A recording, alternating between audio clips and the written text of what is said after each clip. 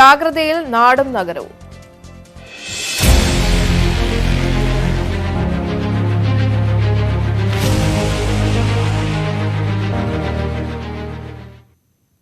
Corona virus ബാധയുടെ പശ്ചാത്തലത്തിൽ സംസ്ഥാനത്താകെ 1999 പേർ നിരീക്ഷണത്തിൽ. ഇവരെല്ലാം രോഗബാധിത പ്രദേശങ്ങളിൽ നിന്ന് കേരളത്തിലേക്ക് മടങ്ങിയെത്തിയവരാണ്. 1924 പേർ വീടുകളിലും 75 പേർ വിവിധ ആശുപത്രികളിലുമാണ് ഉള്ളത്. 104 സാമ്പിളുകൾ പരിശോധനയ്ക്കായി അയച്ചു. ആലപ്പുഴയിലും തൃശൂരിലുമുള്ള രോഗികളുടെ ആരോഗ്യനിലയിൽ പുരോഗതിയുണ്ട്.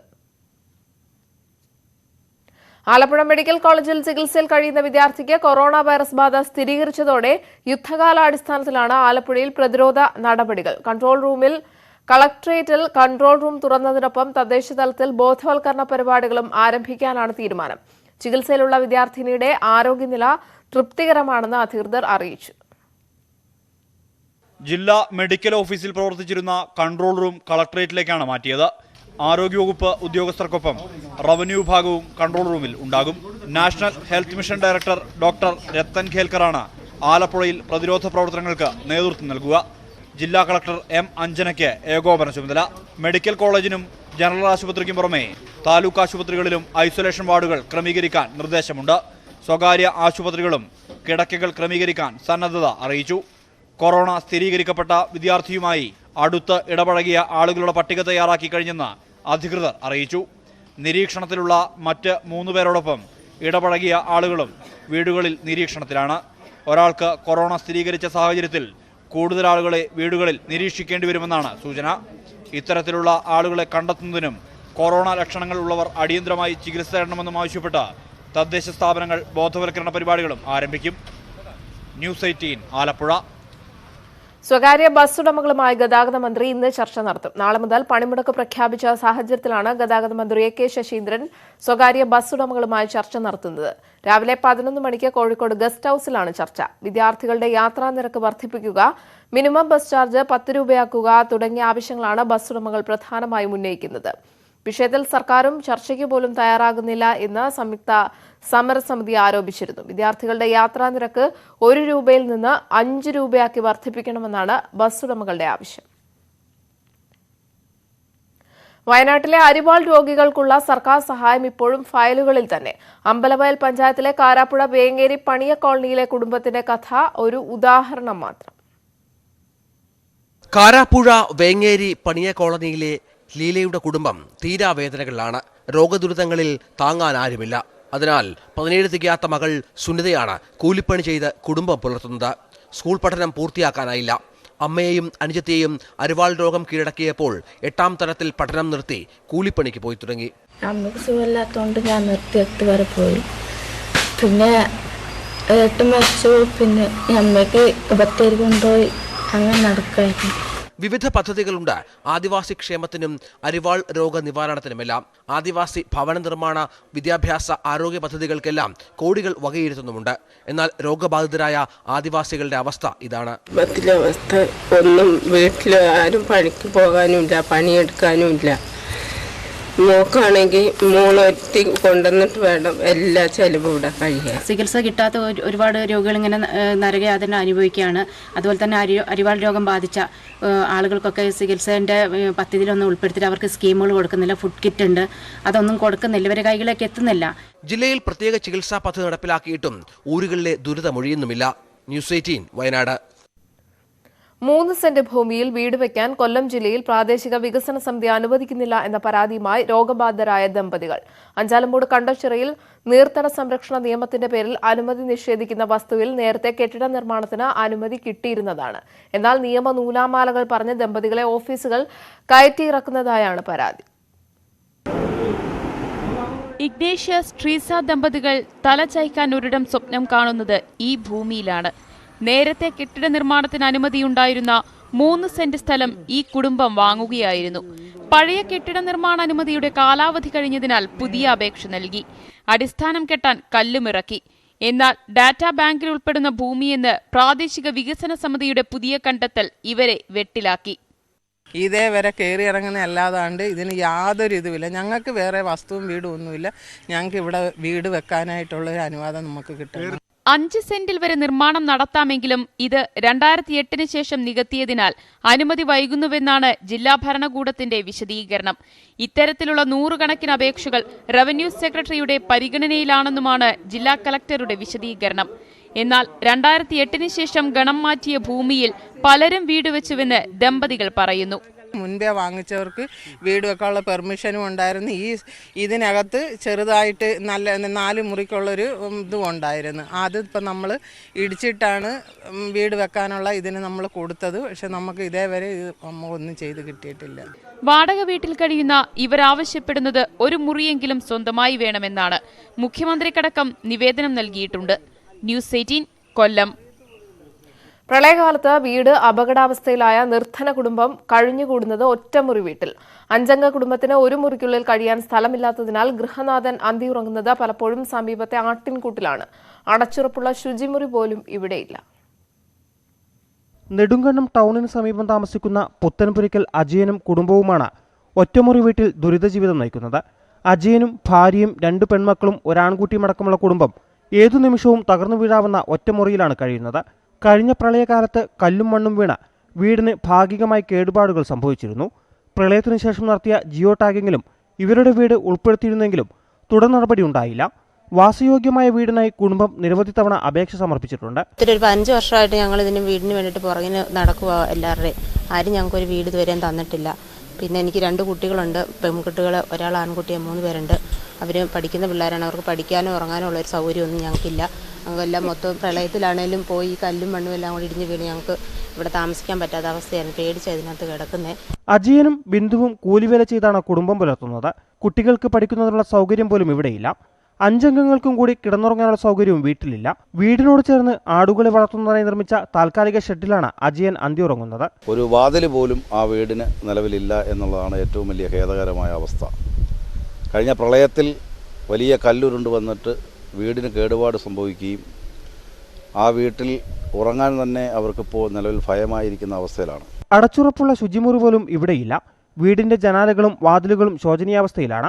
2 പെൺമക്കളടങ്ങിയ കുടുംബത്തിനാണ് വീട് അനുവദിക്കാതെ അധികൃതർ മുഖം തിരിക്കുന്നത്. 2017 ശേഷം റേഷൻ കാർഡ് ലഭിച്ച കുടുംബങ്ങളെ ലൈഫ് പദ്ധതിയിൽ ഉൾപ്പെടുത്താൻ സർക്കാർ തയ്യാറാവാത്തതാണ് ഇവർക്ക് വീട് അനുവദിക്കാത്തതിന് കാരണമെന്ന് നെടുങ്കണ്ടം ഗ്രാമപഞ്ചായത്ത് പ്രസിഡന്റ് S ജ്ഞാനസുന്ദരം അറിയിച്ചു. ന്യൂസ് 18 ഉടുമ്പൻചോല. വടകര പട്ടണത്തിൽ മോഷണം പതിവാകുന്നു. വ്യാപാരശാലകളിൽ കഴിഞ്ഞ 1 മാസത്തിനുള്ളിൽ 20ലധികം മോഷണങ്ങളാണ് നടന്നത്. മോഷണം തടയാനോ കള്ളന്മാരെ കണ്ടെത്താനോ പോലീസിന് ഒരു നടപടിയും എടുക്കുന്നില്ല എന്നാണ് ആരോപണം. അഞ്ചുവിളക്ക് ജംഗ്ഷന് സമീപം ആയുർവേദ ആശ്രമം കോംപ്ലക്സിൽ പ്രവർത്തിക്കുന്ന 6 കടകളിലാണ് കഴിഞ്ഞ ദിവസം മോഷണം നടന്നത്. കഴിഞ്ഞ 1 മാസ കാലയളവിൽ 20 കടകളിൽ കള്ളൻ കയറി. Kerala stationery, X centre, Regina aluminium, Ganga sweets തുടങ്ങിയ സ്ഥാപനങ്ങളിലാണ് മോഷണം നടന്നത്. കടകളിൽ നിന്നും പണം നഷ്ടമായില്ല. രാവിലെ കടകൾ തുറക്കാൻ എത്തിയപ്പോഴാണ് ഉടമകൾ മോഷണ വിവരം അറിയുന്നത്. പോലീസ് സ്ഥലത്തെത്തി പരിശോധന നടത്തി.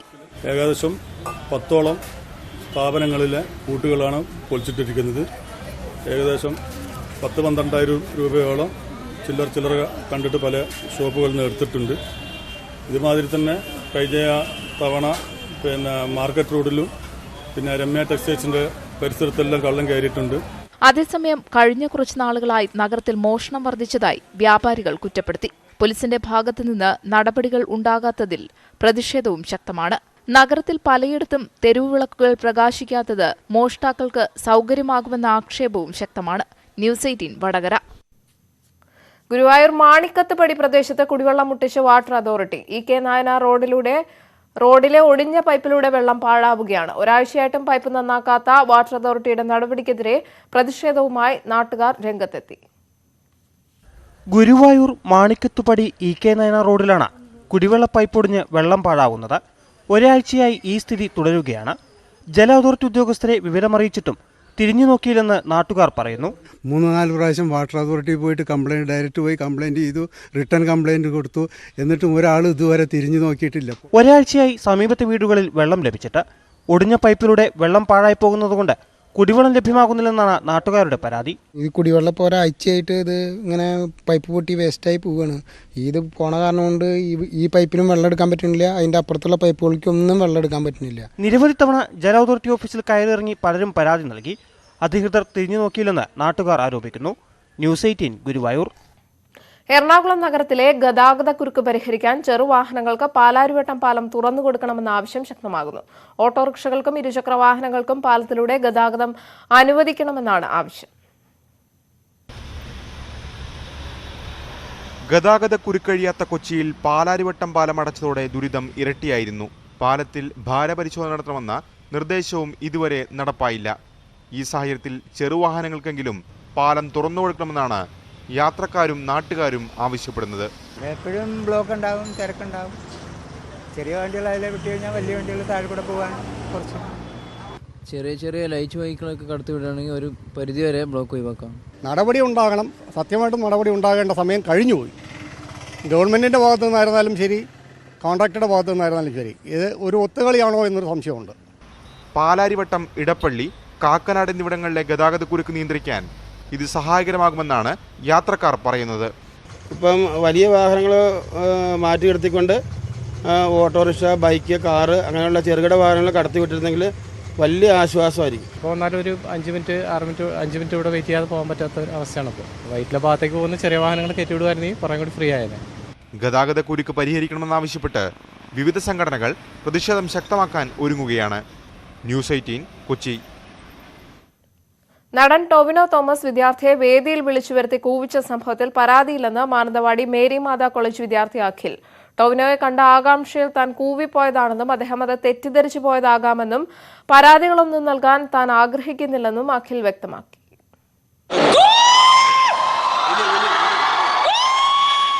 ദേശീയ സമ്മതിദാനാവകാശ ദിനാചരണത്തിന്റെ ഭാഗമായി ജില്ലാ ഭരണകൂടം മാനന്തവാടിയിലെ സ്വകാര്യ കോളേജിൽ സംഘടിപ്പിച്ച പരിപാടിയിലാണ് നടൻ ടൊവിനോ തോമസ് സംസാരിക്കവേ സദസ്സിൽ നിന്ന് കൂക്കിവിളികൾ ഉയർന്നത്. ഇതേ തുടർന്നാണ് കൂക്കി വിളിച്ചവരുടെ കൂട്ടത്തിൽ നിന്ന് അഖിലിനെ വേദിയിൽ വിളിച്ചു വരുത്തി കൂകിച്ചത്. സംഭവം സോഷ്യൽ മീഡിയയിൽ വൈറലായതോടെ നടനെതിരെ വ്യാപക സൈബർ ആക്രമണവും നടന്നു. ടൊവിനോക്കെതിരെ പരാതി നൽകുമെന്ന് ആദ്യഘട്ടത്തിൽ KSUവും വ്യക്തമാക്കിയിരുന്നു. സംഭവം വിവാദമായതിനു പിന്നാലെയാണ് അഖിൽ രംഗത്തെത്തുന്നത്. വേദിയിൽ സംഭവിച്ചത് ആശയക്കുഴപ്പമാണെന്നും നടനെതിരെ പരാതിയില്ലെന്നും പറഞ്ഞ അഖിൽ കൂകുന്നത് ക്യാമ്പസുകളിൽ വലിയ പ്രശ്നമാക്കേണ്ടതില്ലെന്നും വ്യക്തമാക്കി. കൂവെന്നാണ് ഇപ്പോൾ മോശമായിട്ട് കാര്യമല്ലോ. ക്യാമ്പസിലെല്ലാവരും കൂവെന്ന് വെച്ചാൽ അവരെ കൈയടിക്കാൻ തുല്യമായിട്ട് വരുന്ന സംഭവമാണ്. അപ്പം ഞാൻ കൂവിപ്പം പുള്ളി സപ്പോർട്ട് ചെയ്താണ് കൂവിയത്. പക്ഷേ ടോവിനോ അദ്ദേഹം വിചാരിച്ചത് ഞാൻ പുള്ളീനെ കളിയാക്കി കൂവിന്നാണ് വിചാരിച്ചത്. സംഭവം ബേക്കിലേക്ക് കോളേജിൻ്റെ ബേക്കിൽ എക്കോ പറഞ്ഞ സൗണ്ടൊന്നും കേൾക്കുന്നില്ല. അപ്പം അതാണ് പറ്റിയത്. ടൊവിനോയുടെ കടുത്ത ആരാധകനായി തനിക്ക് ആദ്യമൊന്നും മനസ്സിലായില്ല. പിന്നീടാണ് കൂകലിൽ താരത്തിന് പ്രയാസമുണ്ടായതെന്ന് മനസ്സിലായതെന്നും അഖിൽ പറഞ്ഞു. ന്യൂസ് 18 വയനാട്. ആനക്കൂട്ടിലെ അസുഖം ബാധിച്ച ആനക്കുട്ടി പിഞ്ചുവിന്റെ ആരോഗ്യനില കൂടുതൽ മോശമായി. 40 ദിവസത്തിലേറെയായി ചികിത്സ തുടരുന്ന ആനക്കുട്ടിയുടെ ശരീരത്തിൽ നിരവധി വ്രണങ്ങളുണ്ട്. ആനക്കുട്ടിയെ എഴുന്നേൽപ്പിക്കാനുള്ള ശ്രമങ്ങളെല്ലാം പരാജയപ്പെട്ടു. വേദന തിന്ന് കഴിയുകയാണ് പിഞ്ചു. പിൻകാലിലെ അസുഖത്തെ തുടർന്ന് എഴുന്നേൽക്കാൻ ബുദ്ധിമുട്ടിയിരുന്ന പിഞ്ചുവിനെ ചെയിൻ ബ്ലോക്ക് ഉപയോഗിച്ചാണ് ഉയർത്തിയത്. പലതവണ ഇങ്ങനെ ഉയർത്തിയതോടെ ശരീരത്തിൽ മുറിവുകളുണ്ടായി. ആനക്കുട്ടി കൂടിനകത്ത് നിരങ്ങി നീങ്ങുന്നതിനാൽ മുറിവുകൾ വ്രണമാകാൻ തുടങ്ങിയിട്ടുണ്ട്.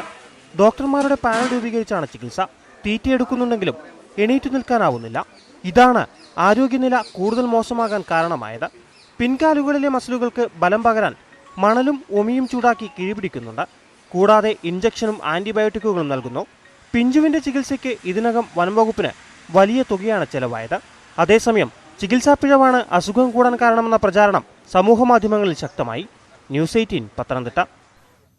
കാസർഗോഡ് ലഹരി മാഫിയെ പിടികൂടാൻ ഇനി ക്രിസ്റ്റീനയും. തൃശൂർ പോലീസ് അക്കാദമിയിൽ നിന്ന് പ്രത്യേക പരിശീലനം പൂർത്തിയാക്കിയ ക്രിസ്റ്റീന കൂടി എത്തിയതോടെ ജില്ലാ പോലീസിലെ ഡോഗ് സ്ക്വാഡിൽ അംഗങ്ങൾ 5 ആയി. ലഹരി വസ്തുക്കൾ എളുപ്പത്തിൽ മണത്തെറിഞ്ഞ് കണ്ടെത്താൻ കഴിവുള്ള നാർക്കോട്ടിക് സ്നിഫർ ഡോഗായ ക്രിസ്റ്റീന ഇനി ജില്ലയിലെ മയക്കുമരുന്ന് കടത്തുകാരുടെ ഉറക്കം കെടുത്തും. ജില്ലാ പോലീസിലെ ഡോഗ് സ്ക്വാഡിൽ അംഗങ്ങൾ 5 ആയി. ലഹരി ഒളിപ്പിച്ച് കടത്തുന്ന വാഹനങ്ങളിലേക്ക് ചാടാൻ ശക്തിയുള്ളതും എവിടെ ഒളിപ്പിച്ചു വെച്ചാലും മണത്തെറിഞ്ഞ് കണ്ടെത്താൻ കഴിയുമെന്നതുമാണ് ക്രിസ്റ്റീനയുടെ പ്രത്യേകത. മയക്കുമരുന്ന് മാഫിയകളെ ലക്ഷ്യമിട്ടാണ് 8 മാസത്തെ പരിശീലനത്തിന് ശേഷം ഡോഗ് സ്ക്വാഡിൽ പുതിയ അംഗത്തെ എത്തിച്ചത്. പഞ്ചാബിലെ ലുധിയാനയിൽ നിന്ന് കേരള പോലീസിലേക്ക് വാങ്ങിച്ച 8 നായകളിൽ ഒരെണ്ണമാണിത്. നാർക്കോട്ടിക് വിഭാഗം, അതായത് ചരസ്, കഞ്ചാവ്, മോർഫിൻ, ബ്രൗൺ ഷുഗർ തുടങ്ങിയ പരിശീലനം നേടിയ കേരള പോലീസ് അക്കാദമിയിൽ നിന്ന് പരിശീലനം നേടിയ ഡോഗാണ്. ഇത് പഞ്ചാബിൽ നിന്ന് കൊണ്ടുവന്നതാണ്. ട്രാക്കർ, നാർക്കോട്ടിക് വിഭാഗങ്ങളിൽ ഓരോന്ന് വിധവും എക്സ്പ്ലോസീവ് വിഭാഗങ്ങളിൽ 3 നായകളുമാണ് ജില്ലയിലുള്ളത്. ന്യൂസ് 18 കാസർഗോഡ്.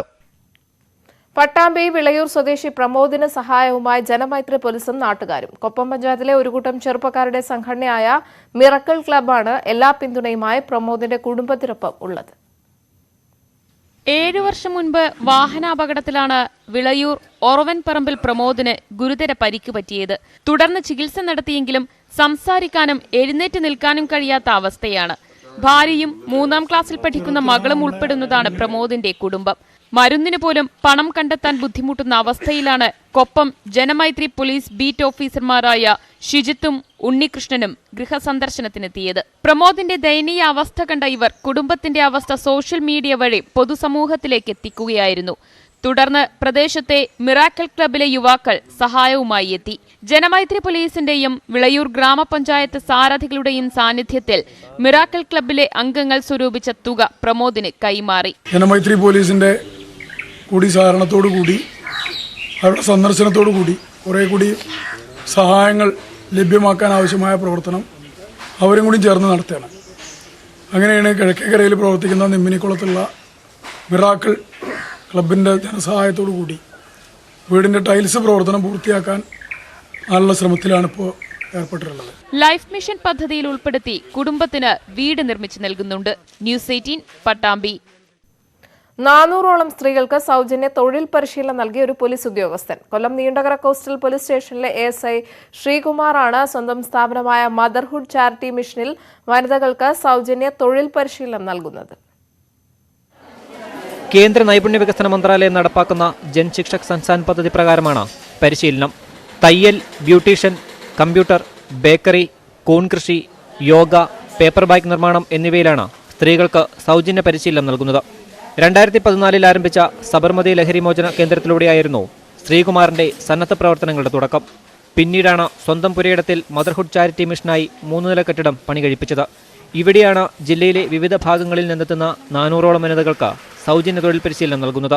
കഴിഞ്ഞ കുറേ മാസക്കാലമായി കേന്ദ്ര നൈപുണ്യ വികസന മന്ത്രാലയത്തിൻ്റെ കീഴിലുള്ള ജൻ ശിക്ഷൻ സംസ്ഥാൻ പദ്ധതി പ്രകാരം സ്ത്രീ ശാക്തീകരണ പ്രവർത്തനങ്ങളുടെ ഭാഗമായി വിവിധ തൊഴിൽ മേഖലകളിൽ ഇവിടെ പരിശീലനം നൽകി വരുന്നു. കമ്പ്യൂട്ടർ പരിശീലനം, ബ്യൂട്ടീഷ്യൻ, തയ്യൽ, കൂൺ കൃഷി, ബേക്കറി മുതലായ മേഖലകളിൽ ഏകദേശം 300ഓളം വനിതകളാണ് പരിശീലനത്തിൽ ഏർപ്പെട്ടിട്ടുള്ളത്. രാവിലെ 7 മണിയോടെ പരിശീലന കേന്ദ്രത്തിലെത്തി നിർദ്ദേശങ്ങൾ നൽകിയ ശേഷമാണ് ശ്രീകുമാർ ജോലിക്ക് പോകുന്നത്. പിന്നീട് കാര്യങ്ങൾ നോക്കുന്നത് മൂത്ത മകൻ ശിവജിയാണ്. 5 വർഷം മുൻപ് ജനിച്ച ഇളയ മകൻ ബാലാജിക്ക് ഓട്ടിസം ഉണ്ടെന്നറിഞ്ഞതോടെ ഒട്ടേറെ സ്ഥലങ്ങൾ ചികിത്സയ്ക്കായി കയറിയിറങ്ങി. ഇതോടെ ഇത്തരം കുട്ടികൾക്ക് മികച്ച പരിചരണം നൽകുക എന്ന ലക്ഷ്യത്തോടെ ഓട്ടിസം സെന്റർ ആരംഭിക്കാനുള്ള പ്രവർത്തനങ്ങൾ ആരംഭിച്ചു. അതിനായി 2 നില കെട്ടിടത്തിന്റെ പണിയും പൂർത്തിയായി. വാടക കെട്ടിടത്തിൽ പ്രവർത്തിച്ചിരുന്ന അംഗൻവാടിക്ക് സ്വന്തം ഭൂമിയിൽ കെട്ടിടവും നിർമ്മിച്ചു നൽകി. ബാങ്ക് വായ്പയും മറ്റുമായി ബാധ്യതകൾ ഏറെയുണ്ടെങ്കിലും ഓട്ടിസം സെന്റർ എന്ന സ്വപ്നം സാക്ഷാത്കരിക്കാനുള്ള ശ്രമത്തിലാണ് ഈ പോലീസുകാരൻ. ന്യൂസ് 18 നീണ്ടകര. 1/4 നൂറ്റാണ്ടിന്റെ പ്രയത്നഫലമായി തയ്യാറാക്കിയ തന്റെ ചതുർഭാഷാ നിഘണ്ടു വൈകാതെ പുറത്തിറങ്ങുമെന്ന് ഉറപ്പായതിന്റെ സന്തോഷത്തിലാണ് തലശ്ശേരി വയലളം സ്വദേശി ശ്രീധരൻ. കേരള സീനിയർ സിറ്റിസൺസ് ഫോറമാണ് ബൃഹത് ഗ്രന്ഥം പ്രസിദ്ധീകരിക്കുന്നത്. ഇത് ഞാറ്റുവേല ശ്രീധരൻ എന്ന 81കാരൻ. തലശ്ശേരിക്കാർക്ക് ശ്രീധരേട്ടൻ 2ാം ഗുണ്ടർട്ടാണ്. ഒരു വാക്കിന് മലയാളം, കന്നഡ, തമിഴ്, തെലുഗു എന്നീ 4 ഭാഷകളിൽ അർത്ഥം നൽകുന്ന ചതുർ ദ്രാവിഡ ഭാഷാ നിഘണ്ടു തയ്യാറാക്കിയിരിക്കുകയാണ് ശ്രീധരേട്ടൻ. അധികം വൈകാതെ ഗ്രന്ഥം പുറത്തിറങ്ങും. ഞാൻ പൊതുവെ മലയാള ഭാഷയെക്കുറിച്ചുള്ള കുറേ പഠന ഗ്രന്ഥങ്ങൾ വായിച്ചിരുന്നു. അപ്പോൾ അതിൽ വായിച്ചപ്പോൾ ഇങ്ങനെ ഒരു പോരായ്മ, വാക്കുകളുടെ ഒരു താരതമ്യ പഠനം, ഒരു 5-10 വാക്കുകൾ കൊടുത്തിട്ട് അവസാനിപ്പിക്കുന്ന ഒരു സ്ഥിതിയാണ് എല്ലാ കൃതികളിലും ഉണ്ടായിരുന്നത്. അത് പോരാ, ഒരു പൂർണ്ണമായ ഒരു കൃതി വേണം എന്നെനിക്ക് തോന്നിയതുകൊണ്ടാണ് ഇത് ചെയ്യാൻ. വളരെ ആകസ്മികമായാണ് സീനിയർ സിറ്റിസൺസ് ഫോറം നിഘണ്ടുവിൻ്റെ പ്രസാധകരായി മാറിയത്. പ്രസിദ്ധീകരണത്തിനായി സംഘടന ഒരു ഉപസമിതി രൂപീകരിച്ച് ആവശ്യമായ തുക കണ്ടെത്തി. ഞങ്ങളുടെ ഒരു പ്രഖ്യാപിത ലക്ഷ്യമാണ് വയോജനങ്ങളുടെ അറിവും കഴിവും കണ്ടെത്തുക, അതിനെ പ്രോത്സാഹിപ്പിക്കുക എന്നത് ഞങ്ങളുടെ ഒരു പ്രഖ്യാപിത ലക്ഷ്യമാണ്. അപ്പോൾ ഇവിടെ ഞങ്ങളുടെ ഒരു അംഗം, അതും വയലളം യൂണിറ്റിൻ്റെ ഒരു പ്രസിഡന്റ്, 81 വയസ്സുകാരനായ ഒരാൾ 25 വർഷക്കാലം ഒരു ഡിക്ഷണറിക്ക് വേണ്ടി ജീവിതം അതിനുവേണ്ടി ഒഴിഞ്ഞു വെച്ച ഒരാളുടെ ആ കഴിവ് അത് പ്രകാശിപ്പിക്കാൻ വേണ്ടിയാണ് സീനിയർ സിറ്റിസൺസ് ഫോറം ഇതിന് മുൻകൈ എടുത്തത്. ആദ്യ ഭാഗമായ മലയാളം തമിഴ് നിഘണ്ടു കേരള ഭാഷാ ഇൻസ്റ്റിറ്റ്യൂട്ട് 2012 പ്രസിദ്ധീകരിച്ചിട്ടുണ്ട്. ഞാറ്റുവേല ശ്രീധരൻ 4ാം ക്ലാസ് വരെ മാത്രമേ പഠിച്ചിട്ടുള്ളൂ. മറ്റു ഭാഷകൾ പഠിച്ചത് സ്വന്തമായി തന്നെ. സാധാരണക്കാരനായ ഒരു മനുഷ്യൻ ഭാഷയ്ക്ക് നൽകുന്ന അസാധാരണമായ സമ്മാനമാവും 4 ഭാഷകൾ സംഗമിക്കുന്ന ശബ്ദകോശം. ക്യാമറമാൻ സുമേഷ് മൗറാഴയ്ക്കൊപ്പം മനു ഭരത്, ന്യൂസ് 18 കണ്ണൂർ. ഇനി കാർഷിക കേരളം.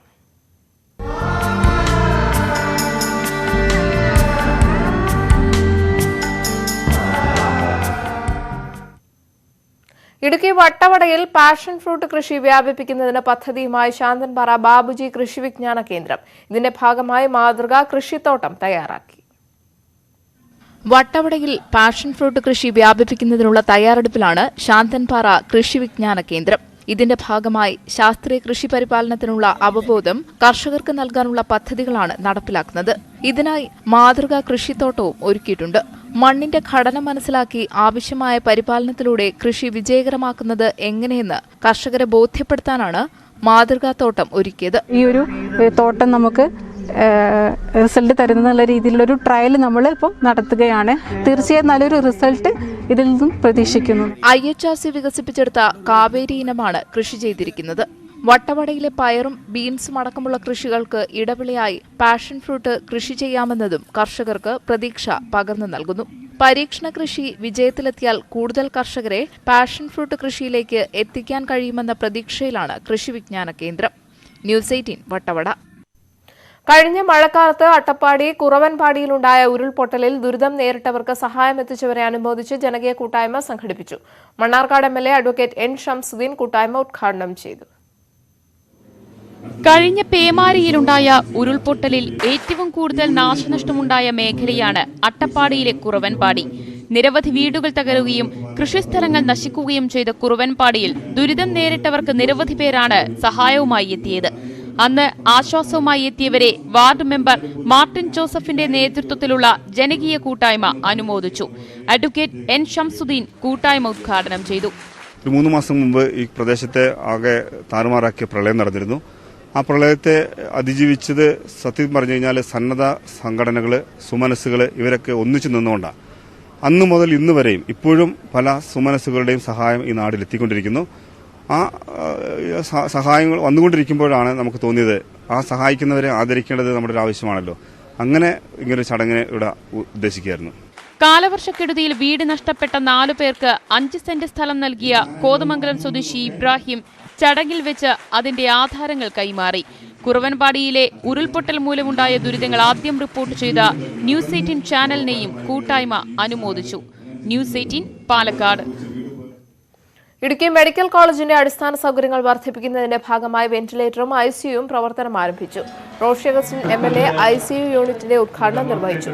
അത്യാധുനിക സംവിധാനങ്ങളോടുകൂടിയുള്ള ICU ആണ് മെഡിക്കൽ കോളേജിൽ സജ്ജീകരിച്ചിരിക്കുന്നത്. ബ്ലഡ് ബാങ്കിന്റെ നിർമ്മാണം അവസാന ഘട്ടത്തിലാണ്. മെഡിക്കൽ കോളേജിന് 20 ലക്ഷം രൂപയുടെ ആംബുലൻസും 15 ലക്ഷം രൂപയുടെ ഒരു കോൺഫറൻസ് ഹാളും MLA ഫണ്ടിൽ നിന്ന് അനുവദിച്ചു.